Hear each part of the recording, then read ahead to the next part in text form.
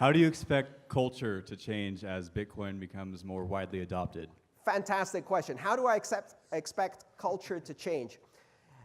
There's this fantastic video clip from the late 80s, early 90s of Good Morning America, or one of these silly TV shows. And you've got all of these people sitting on a couch around there. And they're preparing to film a segment where they're going to explain the internet to other people. But they're running into one small problem, which is they have no freaking clue what it is. And this is the outtakes where you can see them discussing it, and it is absolutely hilarious. They're very famous American TV personalities who I don't personally know. And they're going, so wait, so the internet is the at thing. And the other person is, no, that's email, I think. No, I think the internet is the www thing. Does that have an at? No, it's just www and then .http. I don't know. It's something like that.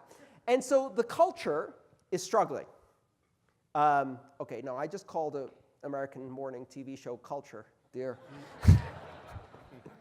But the rest of the culture was also struggling. And two things happen. This is a process of convergence. One part of convergence is that the technology gets 100 times easier to use. And the other part of convergence is that the culture gradually adapts. The people who are already of a mature age, let's say, have to learn some new words and get very confused. And that's one of the bad things about aging. Change isn't fun. And then there's a whole generation of people who are born into it, and they don't know any different. I love watching my niece interact with Windows. Not Windows 10, Windows in the house. Because when she sees glass, she goes and tries to interact with it because all of the glass in her life is responsive and always has been. So she assumes this is a property of glass, not devices. If the glass looks even slightly black, she taps it.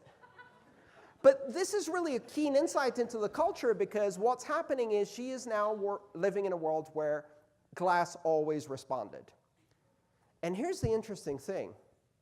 As of 2009, a whole generation of kids have been born for whom internet money always existed. And it will be normal. In fact, the best part is one day it will be boring. And that's when we know it's really mainstream.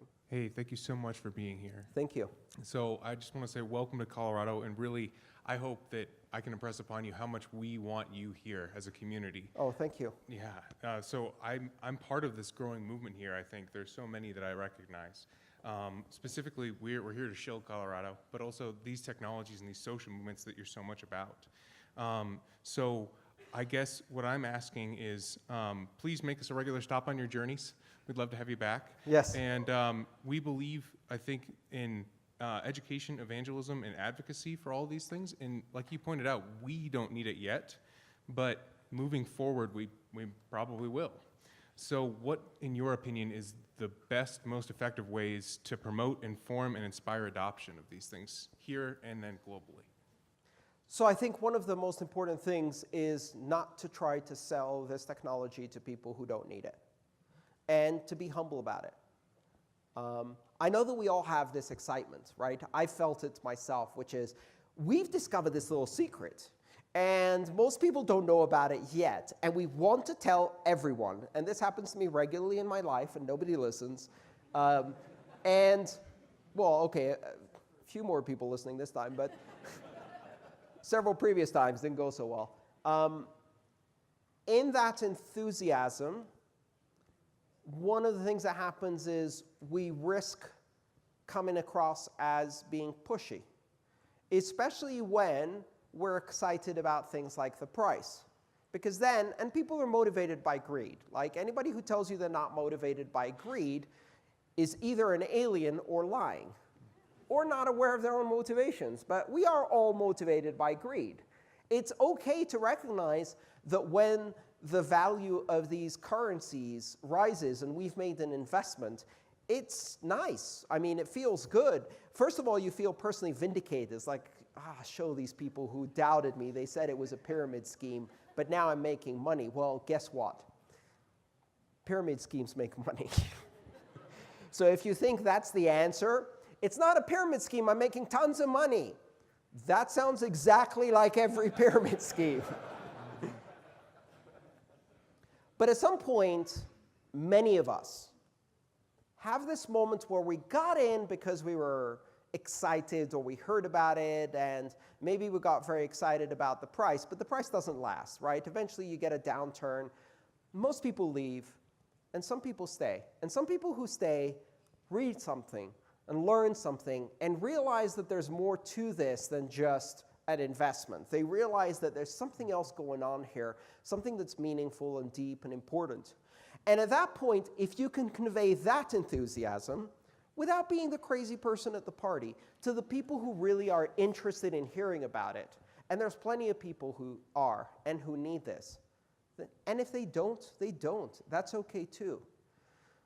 At the end of the day, the most important thing is basic education. And to me, one of the most important parts of basic education is teaching people how not to get scammed, robbed, or losing their money. So, teach them about scams, right? How to be critical about all of these things that are bubbling up in our space. Don't go day trading suddenly because you discovered, oh, there's not just one currency, there's 1,200 on coincap.io, and I think some of those are going to boom any second now, and I'm going to go invest in these penny stocks. Bad move, right? Protect your friends from doing that, going crazy speculation. Protect your friends from falling for pyramid schemes. There are a lot of pyramid schemes and Ponzi schemes in this space. Just in the last 2 years, we had BitConnect and OneCoin. Those have been wound up, but the next one's just round the corner, right? There are a lot of unscrupulous actors because you have a combination of money and technology, and it's promising. Educate people how not to lose their coins. Warn them about putting money permanently on exchanges or other custodial wallets in which they do not control their keys. And explain to them why that means they do not actually own any coins. Teach them how to do backups and make sure they actually do backups. Teach them how to make a plan for inheritance because things happen and maybe you want to give that gift to your family. Teach them about how to use this technology to change their own life. And that doesn't mean becoming millionaires, but it might mean becoming an expert or a teacher or a user of this technology sooner than everybody else. And so if you focus on these core education things and you avoid the temptation of all of the drama and tribalism and fear of missing out and greed, then these people will stay through each one of the cycles and we can start building more and more community. And that works, I know, because I've seen it work for the past 5 years. Thank you so much. Way cool talk. Thank you. Thank you. I want you maybe to talk a little bit about what you think would be positive steps moving forward into the future. Like, how would we know that Bitcoin is succeeding? And then flip side, if there are some things that we might see in the future that should make us concerned. Yes. Okay. So I did a talk about this topic specifically in Dublin a few months ago. It's called Measuring Success. And it's about how you really measure success in a technology like this. And to me, measuring success is about whether we can deliver the fundamental principles that Bitcoin and other cryptocurrencies give us to as many people as possible without diluting those principles. So if we are able to get a decentralized, open, borderless, neutral, censorship-resistant currency, payment system, smart contract system, or whatever else to as many people as possible, we win. If instead what we give as many people as possible is a distorted version of that is controlled by a few companies with heavy controls on who can use it and when they can use it, centralized access points, white lists and blacklists, and criminal protection and safety measures added on to ensure that effectively it's Facebook coin or Fed coin or Google coin or some other perversion of this idea, that's not success. That's recreating business as usual. We already have PayPal. We already have Visa. We don't need more of that. We need something different. So success is maintaining the principles and giving the choice to as many people as possible to adopt those principles if they need them in their life, right? So a system that works for lots of people and preserves those principles. And what are the bad signs? The bad signs are when you start seeing, and you see that all the time in fact, interested companies and interested individuals and interested governments coming and saying, for your safety, we have to make a few minor changes. We have to make sure that criminals can't use this. We have to make sure that we can control who uses this technology. We have to make the technology safer for your own good. And what do you say? Hell no. Fuck off, Bitcoin's fine.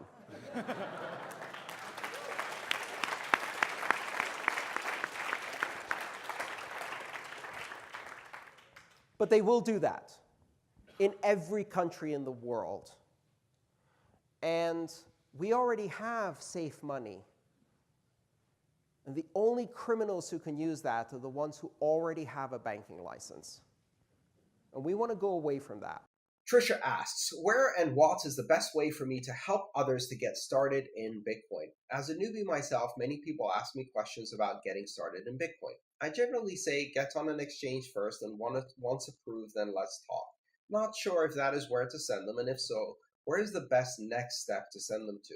What exchange would you recommend, and how much to get started? Any other tips to help me help others would be great. Quite honestly, I don't think that buying cryptocurrency should be the first step. I think looking to buy cryptocurrency really puts you immediately in the mind that this is something that you invest in and hold as an asset rather than a currency that you use and that is useful to you.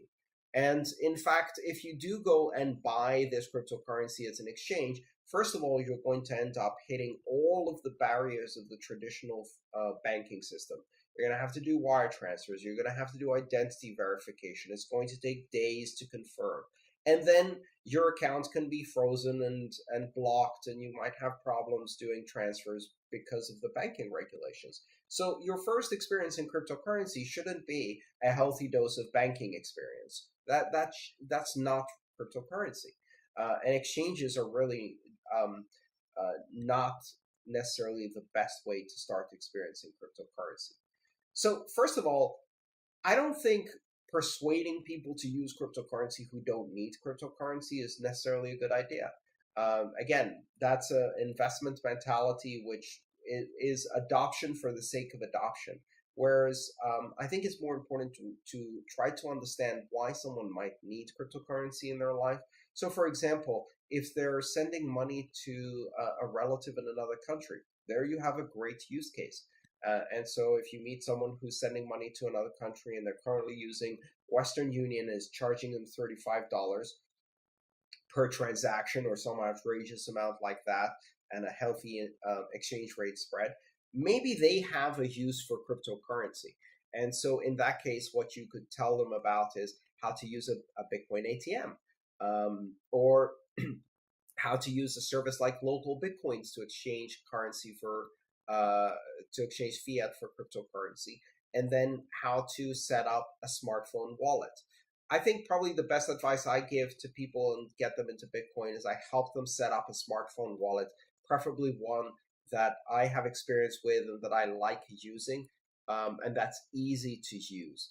And so try to figure out which smartphone wallet works best for you, or you think will work best for newbies. One that is not a custodial wallet, but one that actually gives you control of your own keys.